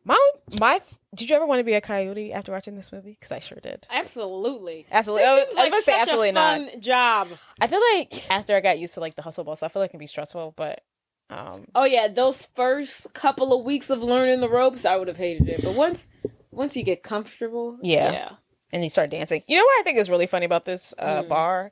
There's only 3 of them working. I know. That's not enough to run that busy bar. They need like 8. And then halfway through, they're always dancing. Right. How do they make their money? How's anybody getting served? They have to be charging a cover because there has to be somebody walking through the crowd like, hey, do you want anything? Because there's no way. I would be so pissed. I'm like, I can't get a drink here though at this bar. Right. I'm going to this bar just to stay. Because y'all are dancing to Britney Spears right now. Right. Y'all are too busy shaking your asses. I'd be so pissed. And lighting the bar on fire. Yes. So after, her night of success, she wants to continue the celebration. So Violet goes out and she goes to find Kevin. Kevin. That's all I got. She goes to find Kevin. They kiss. And she leaves kisses again. him. They keep doing these little tease things. But and then she leaves. Yeah, she leaves. Yeah, she kisses him. She's like, oh yeah, I just wanted to kiss. And he lets her go. I'd have been like, girl, if you get your ass right, get your fine ass back over here. Stop playing. So another date night, her and Kevin. Well, Kevin has this plan. He's still on his mission to help her overcome her stage fright. So he sets up in his apartment. He's a very big apartment. Yeah, he blindfolds her. He sits her down on the chair and he reveals that he has all these like celebrity cutout cardboard he has posters like of Bill people. Clinton, Marilyn Monroe, Yes, Patrick Swayze. It just sounds like there's just these random celebrities and cardboard cutouts of them. He told her to bring her guitar and he borrowed a keyboard from his bar that he works at. Yeah, so he's like sing in front of these people so you can get comfortable. And she's like, I'm not really into it. And then he asks her like, okay, what does it feel to have stage fright? And she's like, I can show you better than I can tell you. And she starts getting naked. She starts undressing. She's so cute. And they have sex. So his plan really didn't go as like, I'd have been so pissed. Like he set all of this up. He did all of this work just for her not to do any of it, but just turn around and have sex with him. So I guess it's like a win-lose, but also like a win-win. Yeah. Like everyone wins, everyone loses. For nothing, but you still get to have sex with the girl. Right. So there's some silver lining. But she tricked him into sex. So, after they have sex and she doesn't sing at all, like he had intended her to, she goes to the piano that he has set up, and I guess she starts playing a little something, but then he looks at her guitar that has her mother's initials on it, and they start to talk about her mom, and she says she almost made it big. She had aspirations just like Violet, but she couldn't give her. She couldn't. She also was a victim of stage fright, and she never made it because of that. Yeah, she basically says she got her stage fright from her mother, which is so dumb. Like she passed down that fear.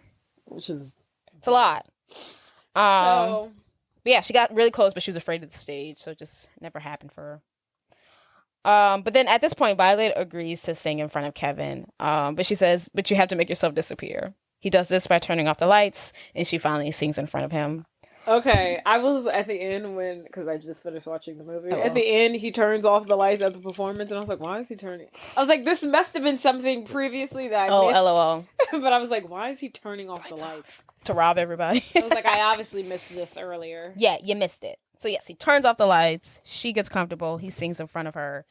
And from there, we get like a mashup of scenes of her practicing her bartending skills, which are terrible, sending out demos, hanging out with Kevin in the background. It's a montage of how her life in New York is going. Yeah, and every now and then they play, like, we see her like actually playing her songs. They're not bad. Yeah. They're decent songs. She's hanging out with Kevin. She's hanging out with Kevin. Doing her song. She's singing at the bar. Yes, she's still doing that. She is singing karaoke at the bar. She's living her best life. And yeah, she's getting acclimated to NYC. And so next we see her go visit her dad in New Jersey. He has a job as a toll booth collector. I think that's the title. So when he sees her, he basically asks her about her boyfriend because he notices that she drove a car there that looks like a boy's car. And she's like, oh, it's just a guy I like. And then he asks her about her bartending job. Like, do you work at like a fancy, smancy place where like suits come in and... Not quite. He does. She's like, yeah. She like brushes that comment off because she didn't tell him the full scope of her job because I guess her dad's a little more conservative. So to avoid all this questioning, she basically is like, I gotta go. I'm gonna be late for work. So she leaves her father, and then back in the city, Kevin tells Violet that he got her a gig at some bar Thursday night where a lot of people hang out, somebody important might be there, and this is an opportunity for her to showcase her song, but also for her to get over her stage fright. And reluctantly, she's like, no, I don't know, I can't. And he's like, you've been singing at the bars. Well, right, you do that. Like, just think of it as the same thing. And she's like, yeah, but I'm singing from like a jukebox. And he's like, okay, well, you're making progress. Yeah. And we've got to continue to step forward. She says her thing is, like, she can sing other people's songs, and she just can't sing her songs. Yeah, she's coming up with all these freaking excuses. Like, okay, girl. But I think eventually she kind of just agrees. She's like, okay. Anything for you, babe. I'll do it. Schnookums. So, the night of where she's supposed to go perform this gig perform this club that her boyfriend has set up for her. She's also working at Coyote Ugly. It's also another busy night. She gets there, and the first thing she tells Liz is like, hey, I can only work 2 hours, I gotta go. Don't forget. And Liz immediately is like, LOL, you're not going anywhere. Yeah, she's like, look around. She's like, why do you think you're leaving again? She's like, I told you I have a gig tonight. And she's like, you're not going anywhere, Jersey. Look how busy it is. Yes. And then Violet's kind of like, okay, so what happens if I leave? And then Love's like, if you were leaving, you would have left already. Like, basically, she's like, whatever you gotta do, like, clearly it's not that important to you because you haven't left. That's true. So she, also while that's going on, Bill shows up, her dad. Oh. He shows up because he saw a picture of her. So the night that was super busy, where she sings for the first time, there was a photographer there for some kind of newspaper. He was snapping up photos. New York Sun or something. He was snapping up photos.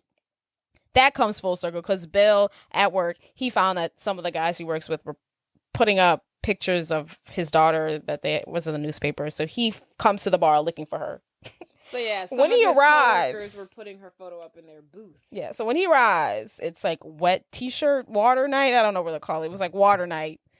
And they're pouring water. All the girls are pouring water on each other. He walks in at the best time to see his daughter being doused with water by the other bartenders, and she's like dancing. He's like, oh hell no. She sees him, he sees her. She goes down there. She's like, I'm sorry, Dad. It's not the worst thing in the world. It's not what it looks like. We don't do this water night every night.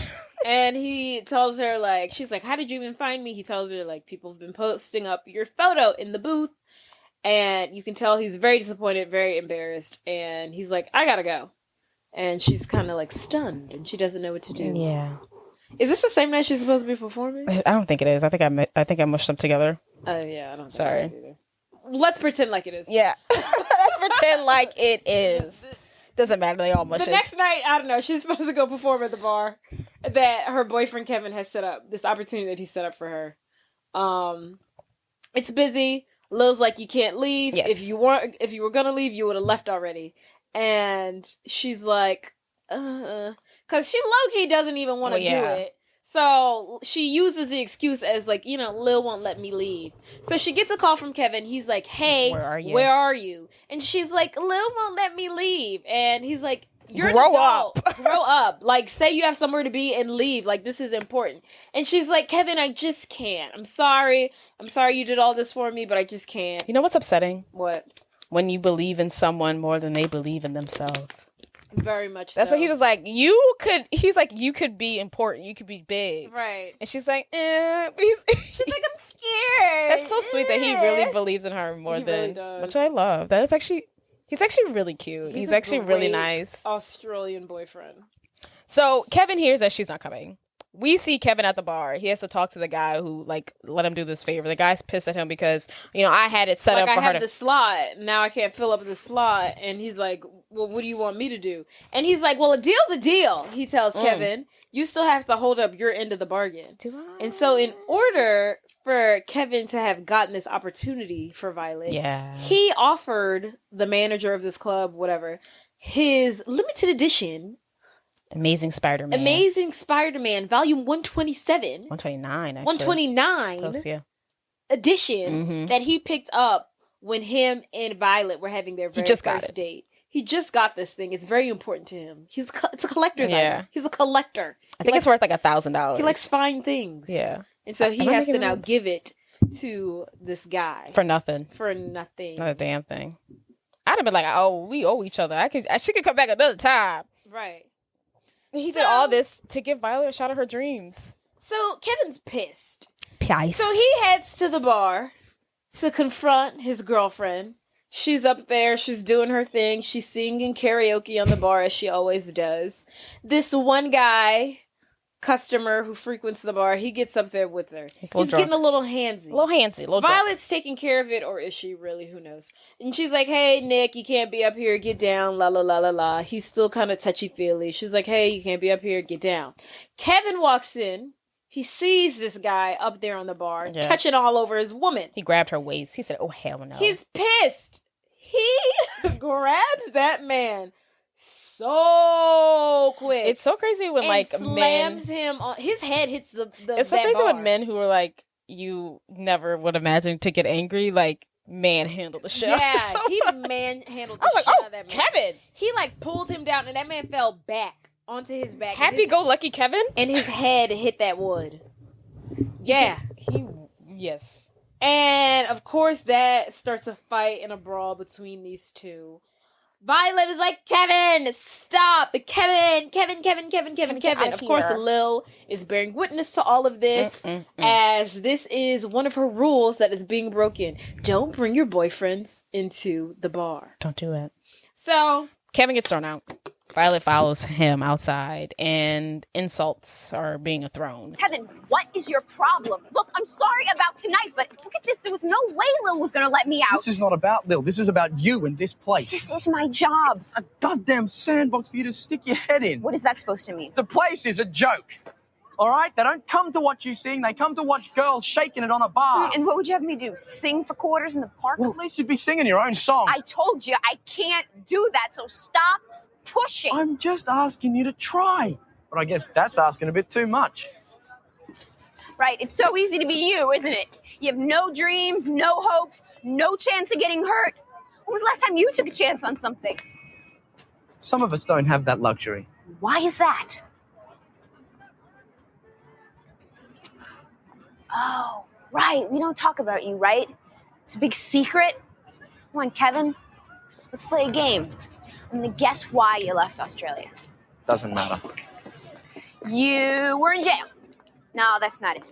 You have a wife and 4 kids in Sydney. Come on, am I getting warm? Come on, Kevin, I don't have a lot of time. Why'd you run away from home? I didn't have a home. Is that what you wanted to hear? I don't have a family. I mean, that's the big secret. Are you happy? Huh? You gonna feel sorry for me now? You gonna hold me close while I tell you I had to change homes every 2 years? I had a bad childhood, big deal. I don't need your sympathy. Because I'm here and I'm living on my 2 feet like I wanted to. That was my dream. At least I did with a little bit of dignity. And I didn't, that's it. Well, just unbutton the blouse a little and unzip the pants, show a little bit of flesh. I think you can figure it out. Can I just say, he read her to filth. Read her to filth. He read her a couple of times. He would like read her and then like stop, and then read her again, and then stop, and then read her again. Because he was like, when he says like, okay, like I don't have a family. Don't feel sorry for me because that was my dream to make it on my own. At least I'm doing what I set out to do. I was like, ooh, read. And she was like, and I'm not. And he was like, well, look, honey, unbutton your pants, show a little bit more cleavage, and you'll be right on your way. I said, oh. Yeah, he was doing a lot. Girl, then he hit her with one more, and he was like, go in there, honey, your fans are waiting for you. I said, ooh, not the fans. not the fans, because they're not fans. I was like, ooh. He read did her. read it for Phil. Son, I was like, Kevin, where is this coming from, honey? Gosh. He was really pissed. Like, he really believes in her. He ate her up. He did eat her up. And then so she goes back into the bar. And now she has to face Lil. Ugh. And she's not even like worried about that. Like she just goes back. Right, because at this point she think her and Lil are friends are like, we're like friends. Yeah. I've secured my spot here. I'm dancing. I'm singing on the bar. Right, I'm making you money. I'm singing at this bar. Lil is like, you broke one of my rules. Honey. No boyfriends in the bar. And then Violet's like, this is when Violet, you know, she has a nerve. And once you hit it, she's like, enough with your stupid rules. And shut the fuck up. Excuse me? And she's like, we're like, it's just a bar. It's just a bar. Like, why are you taking this so seriously? I come here, I make you money, I sing on the bar for you. Like, what are you doing? And then so Lil ultimately fires her. And she's like, you're firing me? We're supposed to be friends. And Lil is like, sweetheart, we're not friends. I never said we were friends. I'm your boss. And then she's like, why do you care so much? It's just a stupid bar. And then Lil is like, well, if it's just a stupid bar, like, why are you taking it so personal? She ate her up a little bit too. She ate her up. So, mind you, her dad's not talking to her, hates her because she's dancing on a bar. Her boyfriend just broke up with her, and now she's fired. And now she lost her job. So it's not looking good for her. It's not looking good for Violet. She's on the... And she's been on the up and up. She was on the up and up. Now she's on the down and down. New York City is not a place where you want to hit rock bottom. It's not. I don't want to hit a rock bottom. I feel like it's really easy to be homeless there. Yeah. So easy. It's really easy to be homeless. To get off path out there. And that is not the place you want to just divert from the plan. Wintertime? We're dead. Winter's coming. Winter's coming, honey. So next, Violet is in New Jersey. It's the day of Gloria's wedding. Her friend Gloria's getting married. married. Yes, so she's getting married. Gloria stops by to say, hey, so glad you came. Ha ha ha, love you. I'm sure she's like the maid of honor. So yes. Her dad, Violet's dad stops by and he is on his way out, but he wanted to give Gloria his wedding gift, which is like $50. And we see that he's still not talking to his daughter, Violet. Yeah. And then Gloria kind of forces them to dance with each other. She's like, please, I want it in my book, like a picture of y'all dancing. So they get up, they share a dance. They're talking to each other. She's telling him, like, are you still mad at me? And he's like, look, if you needed money, you could have just come to me.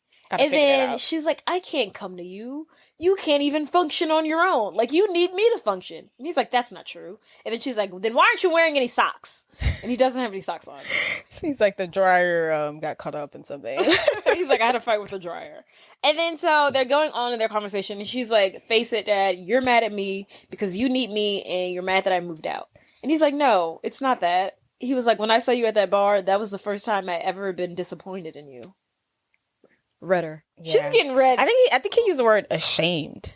Did he use it? He might have said ashamed. And that is worse. That's even worse. Not disappointed, ashamed. So maybe I think he said, I'm mad that you made me feel ashamed of you or something like that. Yes. Ooh! Father. That was a tough one. And she has been getting red left and right. All because she dances on a bar. Right. Not that bad. It's not that bad. I think the water night might have been a stripper. Yeah, Now, the water night was not a good night. It was not a good look. But usually they're doing hold downs up there, Right, and throwing ice on men. He went to the wrong night. He went the wrong night. Out of all the nights, She's mostly singing karaoke now. Freaking wet T-shirt. Right. So yes, he makes the excuse that he has to go back to work, and so after dropping that bomb on her, of him being ashamed of her, he leaves. Yeah, and then she heads back to New York. We see her at her door. She's trying to get into her apartment. We hear that Kevin is leaving a voice message, basically like, I hope you talk to me again. Let's talk. Let's get together.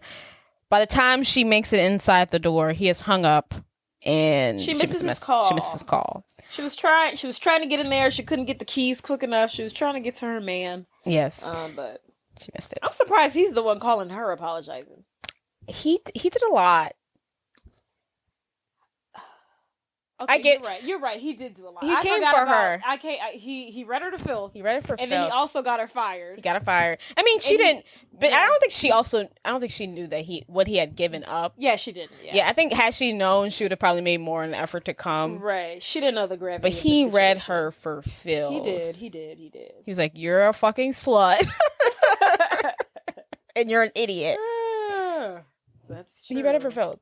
They both were wrong in the situation because she was coming for him too. She was like, "We never talk about you, Mr. Perfect Kevin. With your 18 jobs, what you're running away from." Yeah. I hate my childhood. But okay. So right after that, she gets immediately a call from the hospital. They're like, "Are you so and so? Because we have your dead dad here." Just kidding. Dad died. Wait, where's that from? Wait, say that. I didn't get that from anywhere. I just said it. Say it again. Your dad died. Someone says it like that in something. I think you're thinking. Oh, okay. I don't think you watched that show. No, I don't think you watched Drive-Thru. No, I don't think you watched Pin 15. Oh no, I've never. There's this one scene where the little Asian girl, she like gets in. They're like children. They're supposed to be children in the show, but she gets in a fight with this kid, and she's like, "That's why your dad died." And everyone was like, "Whoa, too far." That's why your dad died. He said it just like her. Oh, that's he said it just like her. I was like, wait, what? Okay, but he's not dead. He just got in a really bad car accident. And it was such a buildup. We've been hearing about his health. Every day she's like, you need to eat better. You need a diet. You need to eat more vegetables. We catch him eating KFC, McDonald's. And obviously we see her get this phone call about him being in the hospital. Obviously you're like, heart attack. This man got hit by a car. Hit by a frick. Who wrote that? Why are y'all telling me about his health so much? Why is that even a factor? Give him a heart attack. That'd have been so easy. Like, you built it up for it to be a heart attack. For you to be like, psych. So stupid. I literally wrote so many notes about him. I was like, every time they mentioned food, I was like, let me write it down in case he's going to die of a heart attack. Nope. No, doesn't happen. So she goes to the hospital because she gets a call that he was freaking hit by a car at his job. He was in a car by his job? Yeah. Oh, I kind of thought he was hit while he was in the car, but that's even worse. No, yeah, at work or something. Because he has to like walk to his toll booth. Someone probably hit him. Yeah. Ouch, that's even worse actually. So on the job, he gets hit by a car. This is the day of the wedding, great. By the way. It's a great payout. Yeah, that is true. This is also the day of the wedding. Same day. Long day. Because she just got back to New York. Yeah, she like goes home. Yeah, and like even. Okay. I don't think they were going out. I don't know. Right, but just when she gets home and she gets a phone call from Kevin, it appears like this is a separate day. Right. But it's the same day. That frustrates me. Yeah. But anywho, so this is the night of her friend Gloria's wedding. So same day. Gloria comes to the hospital to, console her. Great friend. Still in her wedding dress. Yeah, still in her wedding dress. Great friend. She tells her, look, my husband's only been family for 5 minutes. You've been family my entire life. Of course I'm going to be here. Finally, some are giving her some positivity. Because the men... Right, the men in her life suck. And Lil. Don't forget about Lil. So, she finally gets back to see her father. And at this point, he apologizes. And she tells him she loves him. They cry. They're back on, We can't be beefing. You could die at any moment. I love you, Dad. Not of a heart attack, though, but... Yes, not of a heart attack. So they're good. Violet I think she's making back and forth between here and New York. One day she goes back to her apartment and she finds a big box of letters. The landlord leaves a note. This couldn't fit in your mailbox. She's like, "What's all this?" It's her return demo tapes. Ouch! And it's like a box full of them. It's like so much. It's hard to see. It's like at least like 30. If I was her, I think I would have stopped. That's she almost did. It's soul sucking. It is. Y'all could have kept them. Oh, right. Don't even like. Y'all could have kept them. Yeah, just could have put thrown it in the garbage. Like, give me hope. Give it to a bar. Like, don't return it to me. It's like they didn't even open it. Oh, right. This fucking sucks. So all of her demos have been returned to her. Returned to sender. That's awful. When she gets to her apartment, at this point she's debating calling Kevin or not. And she's like, okay, I'm not gonna call him. I'm gonna go to his apartment. We need to see face to face because she hasn't seen him since the big argument. She arrives to his apartment and she sees what she believes is him going home with another girl. Yeah, they're talking about like she's the girl who he's with. She's going into his apartment. Violet overhears it. They're talking about something like, "Oh, you sure you want to do this now?" And he's like, "Yeah, when else would we do it? We're here now, buddy." Yeah, so like late. They're just having casual sex or something. And Violet overhears this, and she's devastated to hear or see that her boyfriend or ex-boyfriend is moving on. So at this point, Violet goes back to visit her father in the hospital. And with her shit luck that's been going on, she tells her dad that she has decided to move home to help take care of him. However, Bill is not happy he's not happy to hear this. And he convinces her not to give up on her dream by telling her the truth of why her mother stopped her pursuit of her big dream. And it was never because she was scared of the stage. It was because her mother got pregnant with Violet and she was going to stop. She was going to, raise a family, be a mom, whatever. Yeah. And, the dad had the power to tell her, like, keep going. You're so good. But he didn't do that. He didn't do it. He knew how great she was. And he said, I never told her how good she was. That's not good. He's no Kevin. He's no Kevin. He's awful, actually. Like, you never told her she was selfish. Good? Yeah. And so he's basically like, I can't make that same mistake with you. And so you can't give up on your dreams, Violet, he tells her. And so, I don't know, I guess she doesn't. Yeah. Thanks, Dad. This is the best time because I was just about to sell my apartment. And then we also see for Bill's enjoyment, I don't know what this actor's name is. Bill, the dad. I'm sorry. Oh, I want to say John Goodman. So he's the dad of Roseanne, and we used to love Roseanne. Did you like Roseanne as much as I love Roseanne? Yeah, Roseanne was the shit. I love Roseanne, and I loved him on Roseanne. And whenever I see him, for whatever reason, he's like my father figure on my TV father he's figure. Great. He's from Louisiana. John Goodman. He is from Louisiana. He has that. No, actually, it says he was born in Mississippi. Yeah, but he was raised here. Yeah, but he has that, like, I don't know. Just feels like he's the type of man who's like, how you been doing, darling? Yeah, so great. So great. Is that show still come on? Roseanne? No. Oh. Uncut Gemstones? Does that show still come on? Uncut Gemstones. Oh, Gemstones. The Gemstones. I get that. I always mix those two. It does? Yeah. Oh, I used to watch it and then I stopped. Why is it on his... The Righteous Gemstones. The Righteous Gemstones. Yes, that comes on. I always confuse it with Uncut Gems. I always combine the word. It still comes on. I need to catch chance I was watching that. But I need it's funny. I just something about it never pulls me in fully. But yes, love him. But anywho, finally some new girl, the nurse, has got her little paws on Bill. Thank God, finally. He seems like a wholesome man. Someone take care of him, please. Right, he seems like a good guy. But he tells her that, he has a date with someone coming up, the nurse, which feels good because it's like, okay, my sick dad has someone to take care of him, and she's a nurse, so... Because I can't do this right, shit forever. I can feel a little better.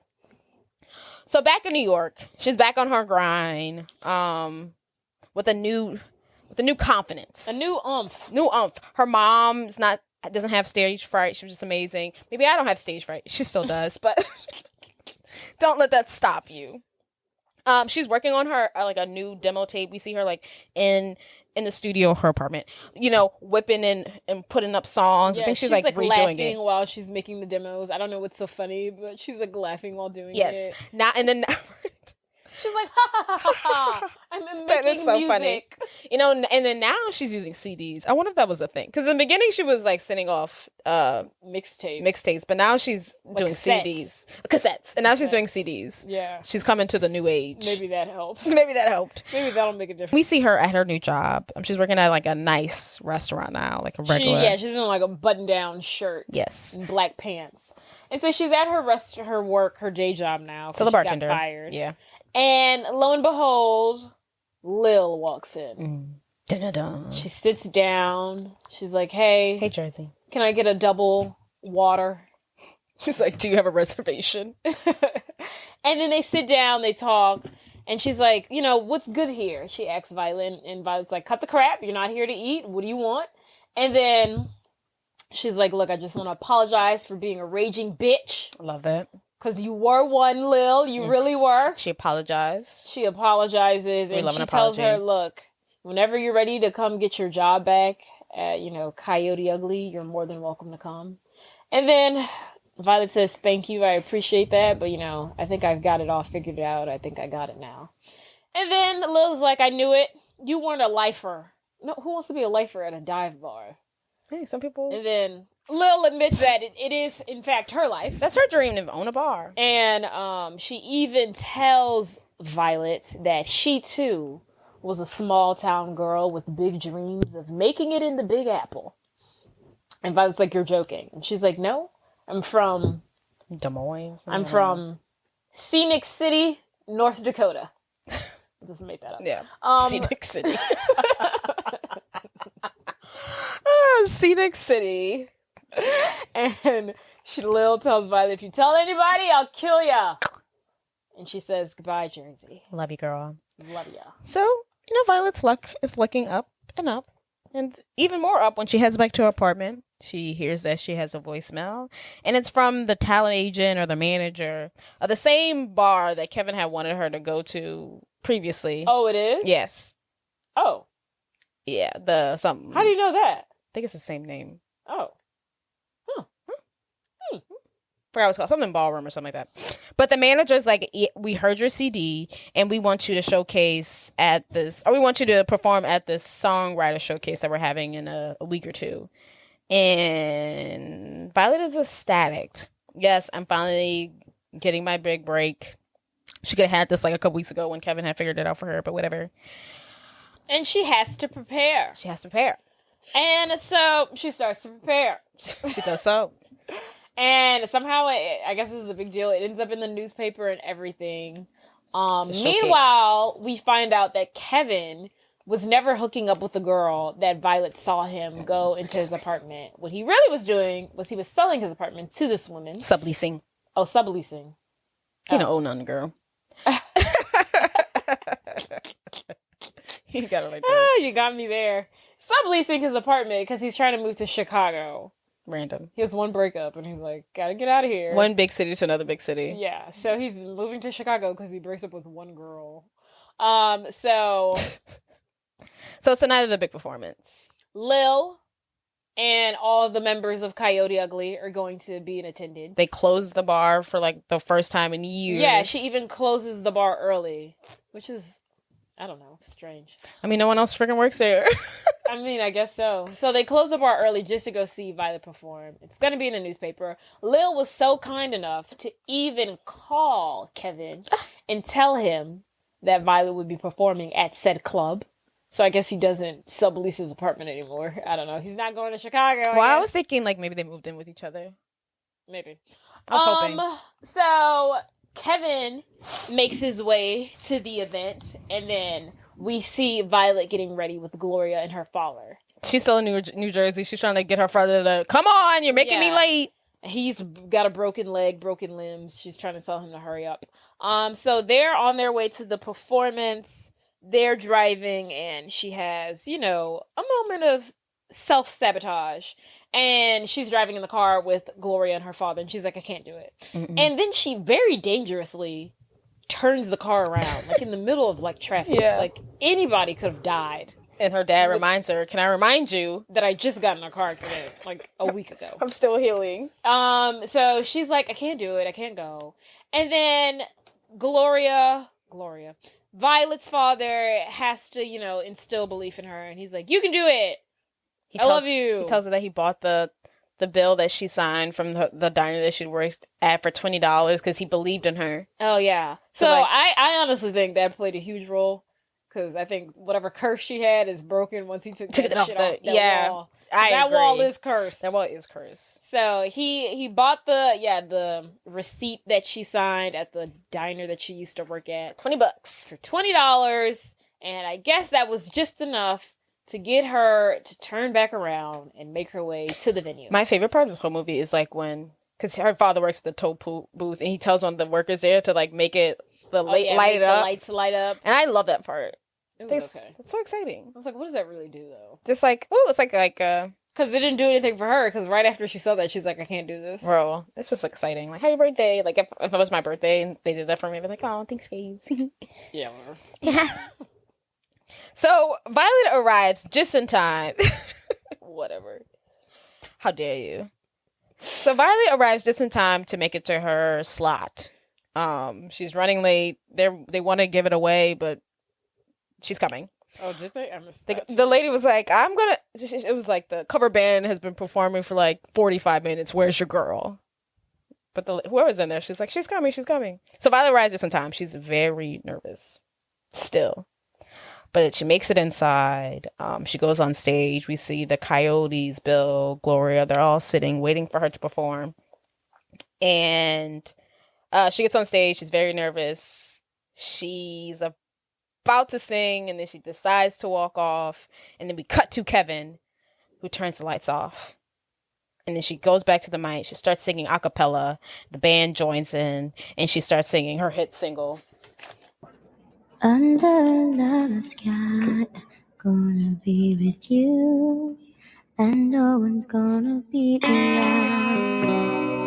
If you think that you won't fall, well, just wait till the sun goes down. Underneath the starlight, there's a magical feeling so high. It will take you in tonight. You can try to resist, try to hide from the kiss, but you know that you can't find the moonlight deep in the darkness, surrender your heart. Don't you know that you can't find the moonlight, no. Great song. You can't fight it. Gonna get to your heart. Yeah. Great song. 10 out of 10. So I good. guess the lights turn back on too. Yeah. At some point. She does good. She does and an she amazing does film. it. She sings the song. Everyone loves it. The crowd goes wild. She does such a great job that she gets a record deal with a record label. You heard? So cut to like a couple months later, I don't know, after the album's created, we see Leanne Rimes. She's at Coyote Ugly. She's on the bar. She's performing Violet's song. And yeah, her dreams have come true. And everyone's there. Kevin's there. The dad's there. It's a big freaking deal. They got an artist. They got a new chick working behind the bar who's literally a replica of Violet. Doesn't know what she's doing. New to the game. Does? You're right. And Leanne Rimes is killing it on the mic. Violet gets up there, sings the song with her. And then once she comes down, Kevin's like, what's it like to have all your dreams come true? And then she says it's great. It's great. Wait, before that, she bought back the Amazing Spider-Man comic book. She gives it to him. She's like, hey, thank you for believing in me when I didn't. I don't know if she says that, but she gives him back the comic book that he lost earlier in the movie. She's like, I had to repay a debt. I believe she said it just like that. And then she has her dad get on stage and auction off the same way that Kevin was in the beginning of the movie. Yeah. I love that part. It's so cute. How much did he go for? I don't know. It was like $150, but his nurse / girlfriend bought him, so it was cool. But yes, and then Violet and Kevin share a kiss. Everything, all her dreams have come true. She's got the boy. She's got the dream job. She made it. She made it. She did it. She did it. Well, hopefully she sold some other songs besides this one, because one song isn't going to pay the bills, honey. Yeah, but she's on the map. Her foot's in the door. Hopefully she can hire someone to sing for her songs for her. so she didn't sing for herself. And she did the thing. Great movie. What do you think? Does it stand the test of time? Yeah. Coyote Ugly. I think sometimes her like timidness or it's shy annoying. oblivion is like really annoying. Yes, she's so pretty. Gorgeous. She's grossly stunning. Girls, she's gorgeous. Like, why is she so pretty? She's so pretty. It's actually annoying. It's like the lips, the hair. Just her face is awesome. Yeah, she's gross. She seems nice. Yeah. She's got it. She's got the it factor. She's got the What it else factor. is she in? Does she actually do movies? I don't know. I think she looks a lot like... What's her face? Who that girl? That chick who won like 2 Oscars 2 years in a row. Hilary Swank. I think she looks like a prettier version of Hilary Swank. And I'd be getting her and Hilary Swank confused. Which one's Hilary Swank? Oh. Hilary Swank? Really? Yeah, I feel like she looks like a prettier version of her. Maybe. Yeah, they kind of both have that, like, I don't know, like, I don't know what it is. It's like it's like they're both like, you can tell they came from like Minnesota or Texas or something. They have like that face. I think. Oh yeah, she was in Cheaper by the Dozen. Oh, she sure was. But yeah, she's in random movies. Sure was. What else? I feel like that's all she's in. Yeah, not too many movies. Yeah, this is her like one claim to fame. She's so pretty, gorgeous, honey, gorgeous. So pretty. Really pretty. She was in a show called Covert Affairs. Yeah. Oh, she's on Yellowstone, so never mind. What's Yellowstone? Oh, that's Yellowstone, that show that all about the cowboys or something. All the white people eating up. Oh, it's like the white show. I'm not sure if her role is big, but she's on Yellowstone, and that's enough. That's enough. That's all she needs. Yeah. But yeah, Jade. Don't forget everyone to rate, subscribe, tell your friends. Follow us on TikTok, follow us on Instagram, follow us on Facebook at Please Don't Spoil the Movie or Please Don't Spoil. Yes. Period. Per slave. Well, you guys enjoy your Easter festivities. This would be out after Easter, but you know what I'm saying. Hope you had a great Easter. Hope you had a great day. Hope you have a great life. Sending you positivity. Mwah, mwah, mwah. Period. This is a positivity podcast. Yes. Coming from a negative person. All right. We'll catch you guys later. Bye. Bye.